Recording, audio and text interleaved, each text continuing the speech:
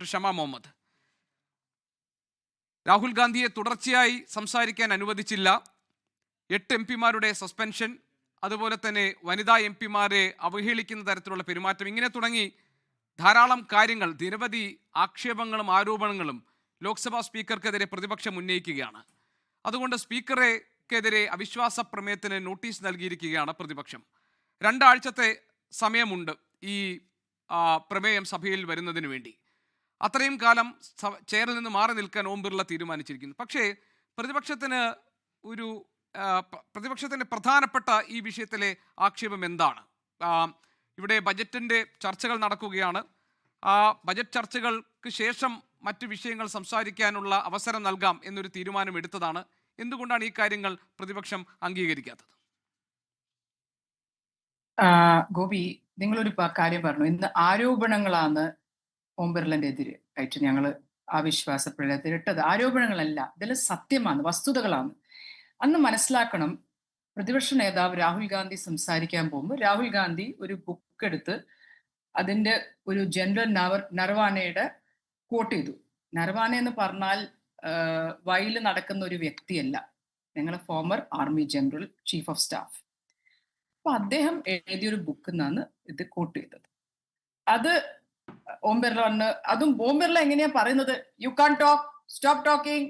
ഇതെന്താ മറ്റേ സ്കൂളിലെ ഒരു ഹെഡ് മാസ്റ്ററാണ് ഓം ബിർള? ഇതെല്ലാം എലക്റ്റഡ് റെപ്രസെന്റേറ്റീവ്സാ, പ്രതിനിധികളാണ്, ജനപ്രതിനിധികളാണ് ഈ പാർലമെന്റ് അകത്ത്. അപ്പൊ അദ്ദേഹം വിട്ടില്ല എന്ന് പറഞ്ഞ് നിങ്ങൾക്ക് ഒരു പബ്ലിഷ് ചെയ്യാത്ത ബുക്കിന്റെ മുകളിൽ നിന്ന് കോട്ട് ചെയ്യാൻ പറ്റില്ല. പക്ഷെ ഇന്ന് നരവാനയുടെ ട്വീറ്റ് ഉണ്ട്, അതിലെന്താ പറയുന്ന, hello friends, my book is available now, just follow the link, happy reading. അപ്പം അത് പബ്ലിഷ് ചെയ്തുകൊണ്ടല്ലേ രാഹുൽ ഗാന്ധിക്ക് അത് കിട്ടിയത്. എൻ്റെ ഇതിൽ ബുക്ക് പബ്ലിഷ് ചെയ്തിട്ട് റിലീസ് ചെയ്യാൻ പറ്റിയിട്ടില്ല ഈ സർക്കാർ.